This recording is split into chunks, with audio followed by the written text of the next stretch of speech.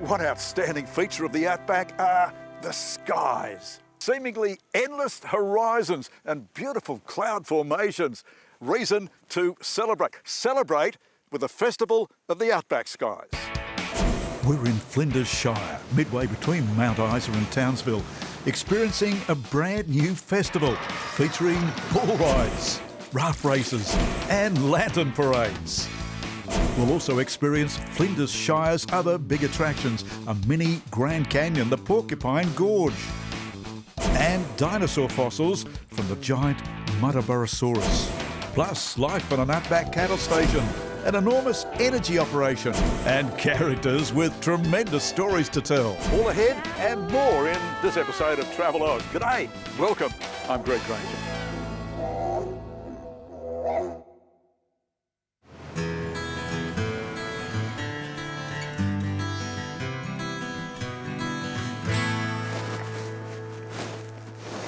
We're starting our adventure here in Flinders Shire with a bull ride, all part of the Festival of Outback Skies. It's the festival's opening event. Big crowd, some 2,000 people backing the stands.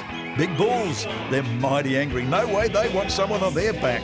And they're off bucking and twisting and turning. Those riders have got to hang on for 8 seconds to qualify. Deputy Mayor Clancy Middleton played a big role in making this all happen. Bull ride with different divisions. You've got your juniors, you've got your second divvy, which are the people learning, and your open bull ride, which is a feature event. And we've got some of the best riders in Australia tonight. Some of the riders are in their teens, but they're amongst the winners here tonight. The great ride. What are you feeling when you're doing that ride? Oh, just everything's going black. Everything goes black and it's all just muscle memory. And it happens so quickly. Oh yeah, it's over like that. Then again, it's all in slow motion, so it's kind of a bit of both. So you can, the more experienced you are, I think the more slow motion it gets, and you can just see what the bull's about to do. That's all bull riding is, reading the bull and reacting, hopefully in the same time he's done his moves. And what about Noah Dingle, 14 years old, and he's awarded the blue sash.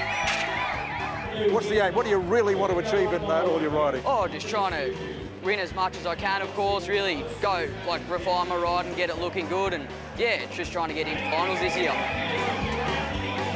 Spare a thought too for those guys with the title of rodeo clowns. Russ Stone is one such gent, and what risks he places his body in. How many hits did you have tonight? A couple, maybe 3. Yeah. We see you being treated by the ambulance people. Yeah, got a bit of a split on my chin. Gotta get some stitches tomorrow. For the next 3 hours, the bull riding goes on. Bucking bulls, thrill-seeking riders. It's all an entree to a long weekend of events here in Hughenden. We'll feature all of that later in this episode. But first, let's check out what else there is to see here in Flinders Shire.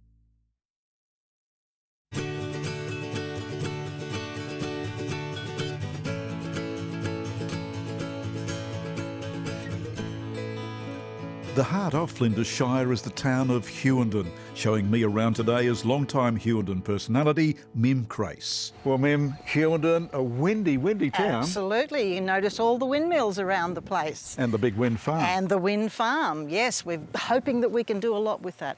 So, a lot of character in this town. Absolutely. We've got everything that you could possibly need. Maybe not everything you want, but everything you need to live comfortably here. It's a great place to live, relaxed. You can always get a park. It's a really, really terrific place. I came for 9 weeks in 2003, never left. Love the place. There's wind to contend with. We had a big blow and it tossed all of the trampolines in town from one place to the next. Fossils to Fossick for. At the Flinders Fossick site behind the showgrounds, set up to make it easy for tourists to find fossils because they all want to take some home. So these are belemnites, fossilised squid. You can tell they're belemnites because it's got this groove down the middle where the notochord would have gone. It's got a curved edge. Sculptures to admire. Huge amount of work gone into this sculpture. Isn't it fantastic? All the bits and pieces. Clean up your whole yard, make a fantastic sculpture of a pterosaur.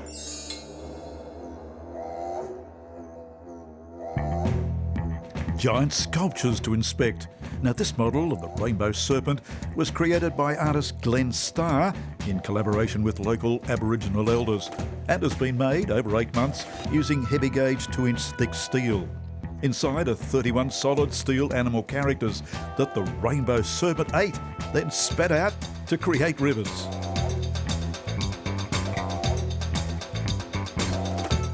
Also here in Hughenden, there's a chance to discover their Discovery Centre. I'm being shown around today by the Mayor, Jane McNamara.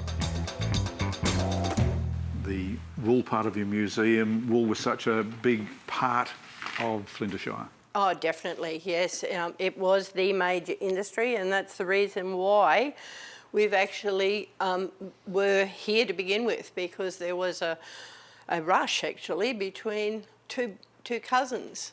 I love the sheep, and they're a challenge sometimes, but they are a wonderful animal and the ultimate renewable product, because we shear a sheep, goes back out in the paddock, produces another fleece. Star attraction here in the Discovery Centre is this replica of the Muttaburrasaurus. That's correct, yes. The Muttaburrasaurus is called the Muttaburrasaurus because the very first bones were actually found near Muttaburra by Doug Langdon. But fortunately for us, this skeleton that we see here replicated is actually found at Dunluce, which is one of the properties that's to the west of Hughenden, by a schoolboy. So aren't we fortunate that the most complete skeleton of Muttaburrasaurus was actually found, and that's why we have him here. And now, of course, he's the Queensland fossil emblem, so we're very, very proud to have Muttaburrasaurus here.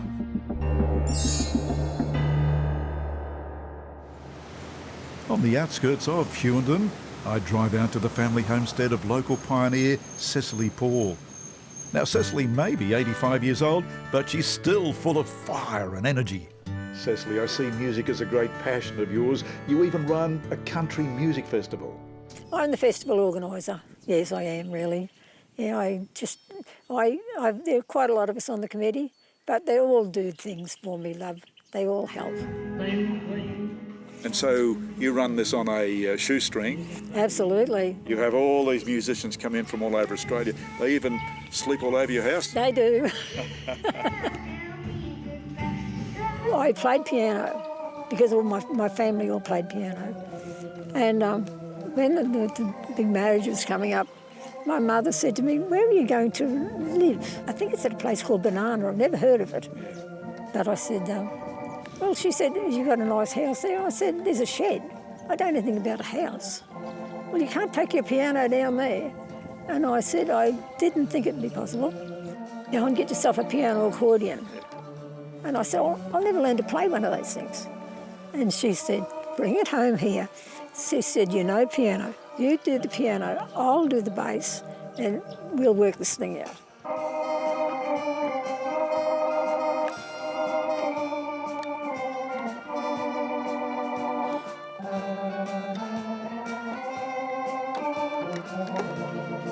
So you met your husband, but he did have certain demands.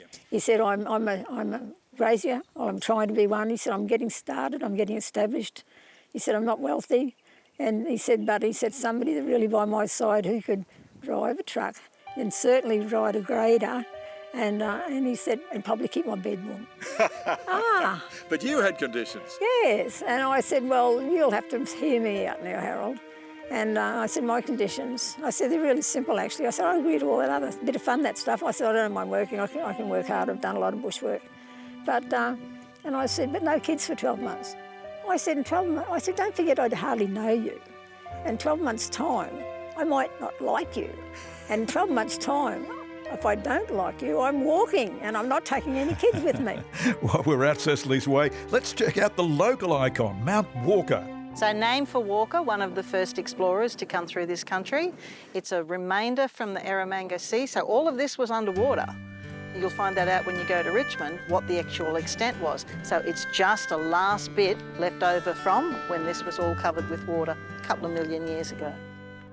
Best time to drive up top is at sunset.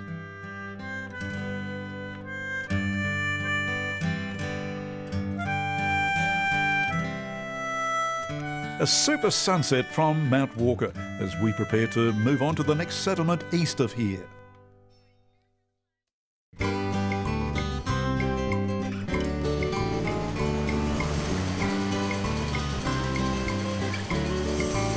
Another town, another windmill.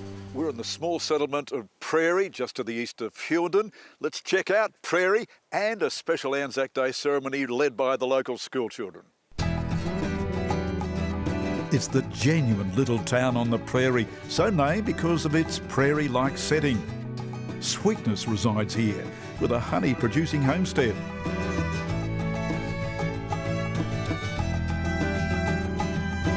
While all manner of memorabilia line up outside one of the homes.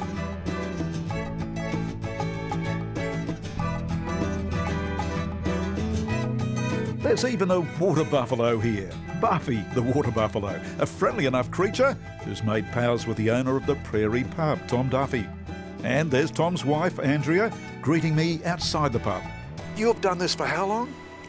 About 25 years, I guess, yeah. Now that's a long time, because Prarie is not a big town. No, it's not. Don't blink, you might miss it. So what's the attraction? The lifestyle. It's a great lifestyle. It's a great place to bring children up. Yeah. We have a beautiful little school here, and yeah, we just love the lifestyle. Now the pub itself, that's been around a long time, hasn't it? Yeah, a lot longer than I have. We like to think ourselves of custodians. We're just here for a short time, just to keep an eye on it. Wasn't always a pub. It was a Cobb and Co. Cobb and Co stop originally, yeah. It was a horse change for the coaches and a traveller's rest, but she's been licensed now for over 125 years. So. Inside, husband Tom is pouring the drinks. Tom, this is quite some hotel. It's filled with all sorts of memorabilia. You've been collecting it with Andrea, trying to make a point of difference? We are a lover of unusual things here, eh? There's lots and lots of different things hanging up here. Hanging overhead, hats, bush hats, with a lot of character, 99 at last count, all donated by local farmers who wore the hell out of them. All around the walls, items of interest donated by locals over the past 25 years that Andrea and Tom have run this place together. Great talking pieces. Tell me about the buffalo up here. Oh, I never planned to have a buffalo. It just happened. I was here, sitting here one Saturday, and a mate of mine walked in and said, yelled out, we had a few in the bar here that day too, and he yelled out to me, Tom, you want a buffalo? I said, yeah, I want 3 of them. I was only joking. And he went, no, seriously, I've got one for you, Tom. Do you want it? And I said, yeah, why not? All I had to do was go and pick it up. Now, Buffy would have been on hand to watch Prarie's Anzac Day ceremony.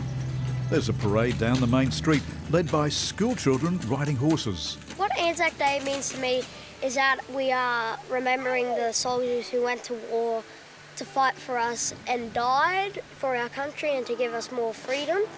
Small town maybe, but the service here today has turned out the entire town. All organised by Prarie's school kids.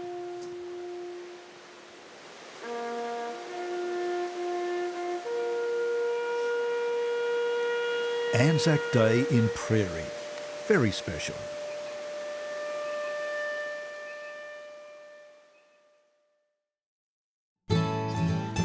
Just south of Prarie, a delightful natural waterhole. We've travelled to the Kooroorinya Falls Nature Reserve, where the caretakers, Kevin and Diane Shearman, love to show off this outback wonder of nature. Kevin, this gorge, absolutely gorgeous. It is. We've gotten used to it out here, but yeah, it's lovely. So in the middle of nowhere, here is this waterhole, here are these steep cliffs. You'd see the water gushing down here at times, would you not? Oh yeah, a lot of times. Well, in the wet season mostly, but and you get mostly you notice is the noise, so it's quite rowdy when it's full flow. Yeah, it only happens probably 3 or 4 times a year, but it's quite special to us anyway. So quite special then, but also quite special now, because we're watching this beautiful big lagoon, or what would you call it, a billabong down here. Yeah, billabong, yeah, I would say billabong or lagoon, either. And big cliffs around. I'm seeing some rocks falling there. Rocks falling often? Yes, erosion over the years, yeah. Billabong below, another dammed waterway upstream. Kooroorinya Falls Nature Reserve. Great fishing here, along with camping and day facilities. One of the big secrets here in Flinders Shire, as we prepare to travel to a much more famous gorge.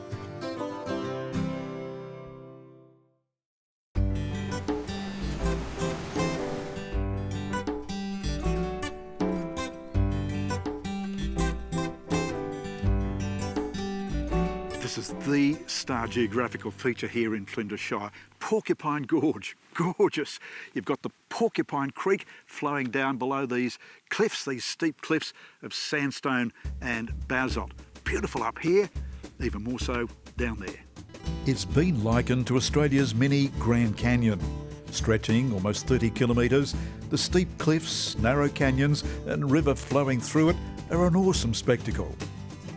Every year it's considered such a sensational setting, they stage a marathon here, the Porcupine Gorge Challenge.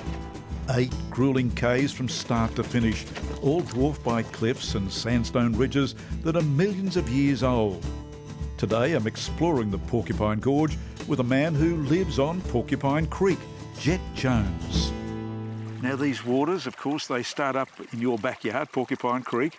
Flow all the way down here and then eventually, back out to the Gulf of Carpentaria? Yeah, through the Flinders, they flow down into the Flinders River system and they do a big curve around and head back north and flow out in Ormondon in the Flinders River. So this is some gorge. It's almost 30 kilometres long, 27 k's, and it has the sheerest rock faces, but all manner of rock forms here, basalt, sandstone. Granite, and you see these collections of almost like cement-like sediment from the different rocks being crushed and turned in the sandstone, and it looks like someone's concreted a section but in a rough form. And my children, when they were studying school in geology, it's really good because so a lot of the hills around here are actually parts of craters, so you can actually go and see where the different rock forms are typed and how the basalt's different closer and inside the crater and outside the crater. So it's sort of like a geological textbook, really. Upstream, Porcupine Creek runs through Mount Emu Station. This is where Jet Jones lives with his wife Kate and their 3 children. So this homestead that you're living in, quite a setup here. You've got the kitchen separated from the rest of the building. For what reason? So on these old stations, quite often the kitchen was set up separate from the rest of the house. And one of the reasons is back then a lot of men would have been here and everyone would have eaten here in the kitchen. So you wanted to keep it separate from your house. Among the plants growing here, loofahs, that vegetable that is highly sought after as a sponge. So loofahs are actually like the sponge, you know, the bath sponge that you have in the bath that doesn't come from the ocean. Yeah, it comes from a cucumber vegetable that when it matures turns into a stringy sponge. The kids harvest them and they actually sell them at the markets here. In such an isolated outpost, Kate homeschools the kids. So my kids, I have chosen to homeschool them. A lot of the other bush families, they use distance ed, which is mostly done these days over the computer. For a number of reasons, I've just decided to go with actually home education, which means I set up the curriculum and choose what we want to do from day to day. Jet and Kate are not only running a large cattle station, they're both highly creative, producing paintings and kids' books. When Jack was born, there really wasn't anything around that was truly bush stuff. There was sort of the old McDonald's farmy type thing, which is not accurate of farm life or anything. And Katie actually said to me, "Can you write me a children's poem that I can do into a children's book?" I wrote a poem. I wrote it in using Raft because I know a lot of people that have dyslexia and that, and I know that's very helpful. The kind of colours and everything I use are very appropriate for the landscape that we live in here. I don't think it would work up on the tablelands or anywhere else where it's nice and green and lush, but we don't live in a beautiful green, lush... No, it has been greener here for the last couple of years, but her art really didn't take fold until we had children, until we started doing this, and she's by far doing her best art with these projects and now that she's ever done in her life. But the big activity here on Mount Emu Station is handling several thousand cattle. And the big point of difference, the age of the drovers. It's Jet and Kate's kids, supervised by Jet. We're big here on low-stress stock handling, and it's a word that gets used and not necessarily practiced in a lot of places and by a lot of people. And there was a lot of these low-stress stock handlers, schools, and these people that came over. And for me, you know, it's just the way my grandfather worked cattle.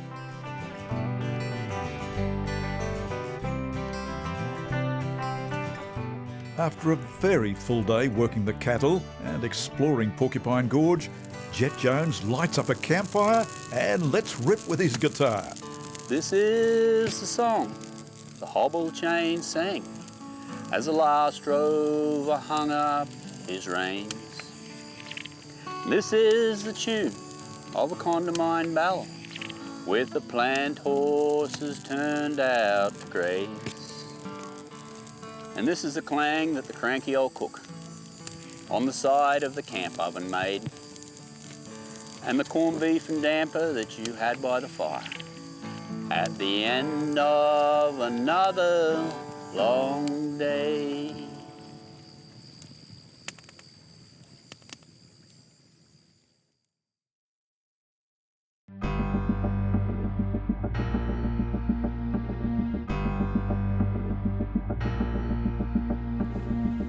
Now to an incredibly impressive power generation source here in Flinders Shire. We're at the Kennedy Energy Park. There's 55,000 solar panels here and a big array of wind turbines up the hill.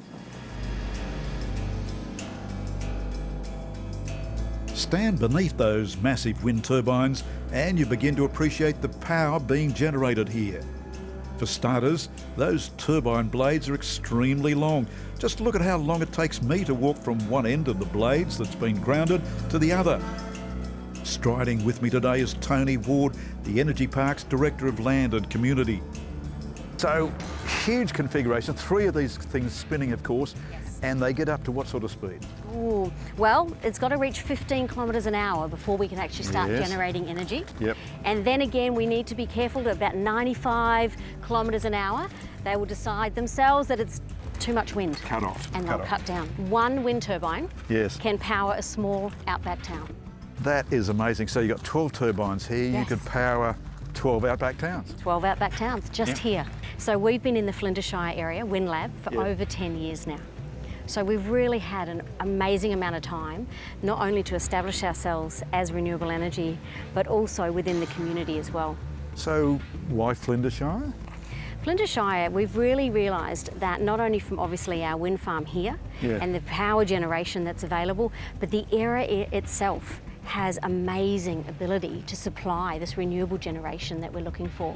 So not just KEP, where we stand today, Kennedy Energy Park, but also we're looking to expand our presence in the area. We're producing about 50 megawatts of power. Yes. So last year we announced the North Queensland Super Hub. Super Hub, yep. And so what we're planning to do as WindLab, by 2032, produce 20% of Australia's renewable energy. So that's the wind turbines, but you've got a few solar panels as well. Absolutely, not just a few. 55,332. In the Flinders Shire, what we've learned is that it's actually windier at night. Yeah. So therefore the solar complements that in terms of obviously its production during the daytime. Fantastic. So turbines, solar panels, and you've got a third string in your bow down here. We do. We've also got batteries. So you're storing how much energy that you've generated? So we're storing 4 megawatts of power here. What's the so purpose? really it's stabilising the network. Okay. So essentially we're able to produce 2 megawatts of power from here every 2 hours. From the energy farm to a high energy festival. Stand by for the Festival of Outback Skies.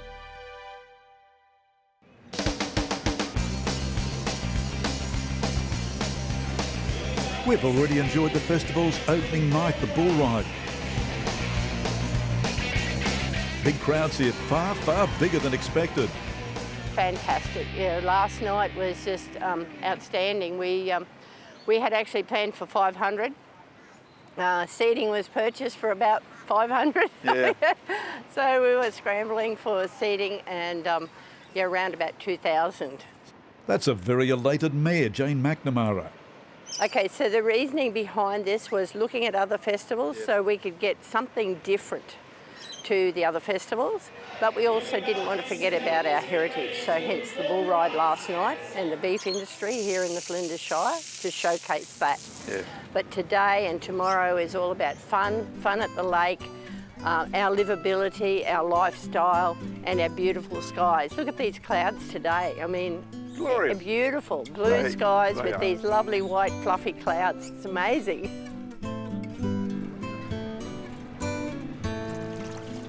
Day 2 of Hughdenden's festival sees a series of raft races down on the town's recreational lake. First off, it's the kids, and what an assortment of craft they've put together. Out to the first buoy, they paddle furiously. There's big prize money for each paddler on the winning team. And here comes the first raft. They've called themselves the Cuzzy Crusaders. How are you going to celebrate? Oh no, $200 each. $200 each. Congratulations. Time then for the adults. Scott Murray is a local teacher who's dressed up as Dumbledore. Why the get up? Well, I'm Dumbledore, and then we've got Harry with us, and we've also got Hagrid and Draco as well. And we thought we'd take the name Hughenden, make it Huey, and have a bit of a pun on Harry Potter. And they're racing. But watch that raft closest to camera. That's a very, very wet start. And they never recovered. Out front though, it's all go. They all paddle for more than 5 minutes to reach the finish line. And isn't that our Dumbledore and his team out front? They're all teachers here, naming their team Huey Potter. For these teachers, it's a well-deserved win. You boys, how are you going to celebrate? Some beers. Yeah, couple of beers. Got dinner tonight down here at the Outback Skies Festival, so it'll be great.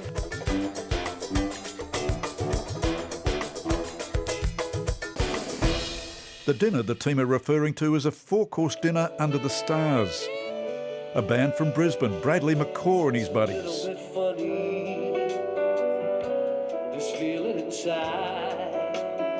Meals by moonlight. And a dance floor to let loose.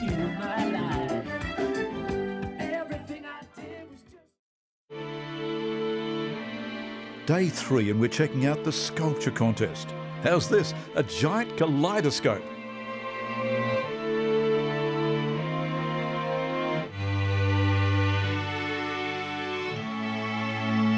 A bush wreath made from objects our Mim Crace has found on her walks. And a tribute to all the windmills in this part of Australia. And here's the winning entry with prize money of $10,000 going to local artist Les Carter. What sort of theme have you got running through this? The theme is the theme of Hughenden from the start with dinosaurs, and then we moved, with the dinosaur, and then we got the Aboriginal culture that we look after in our country and we look after in our area, and it recognises that. And then we move on to the country into our industry, like sheep and cattle industry. Yeah. And what was the big stepping stone for Hughenden, especially with the tree, with the settlers first coming in 1863. So the story of Hughenden in one piece of art. Exactly, yes. You can say the pillars of Hughenden from the start, and not to the finish. We've still got a lot more to go. We've got a lot of things happening in our area. So. Over in Hughdenden's showground, there's a celebrity cook-off. Barbecuing here today is local parliamentary member Robbie Cantor, competing against council CEO Harry Bapudi. Try some of these. You'll be able to track them down in all the different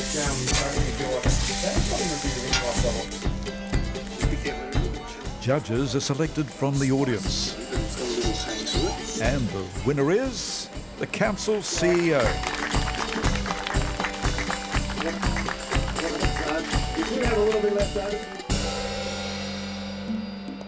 Close by, visitors can turn their hands to craft. Amongst the workshops, how to create a stained glass masterpiece.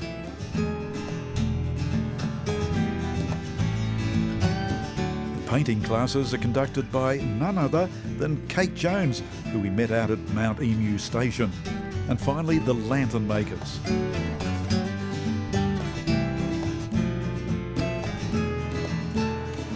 How appropriate, because they'll be put to good use in the festival climax shortly.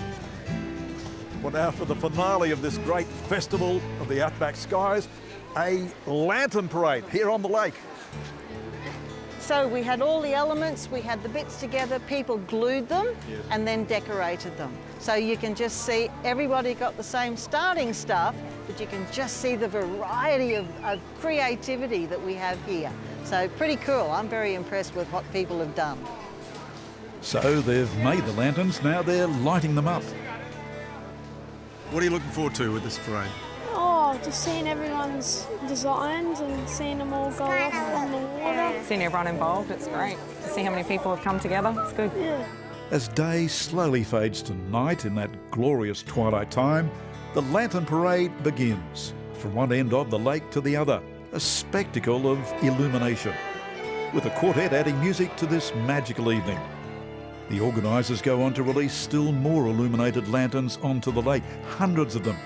Perfect winds this evening as the lanterns are blown straight back towards the crowds. A fitting end to this festival of Outback Skies and our time in Flinders Shire.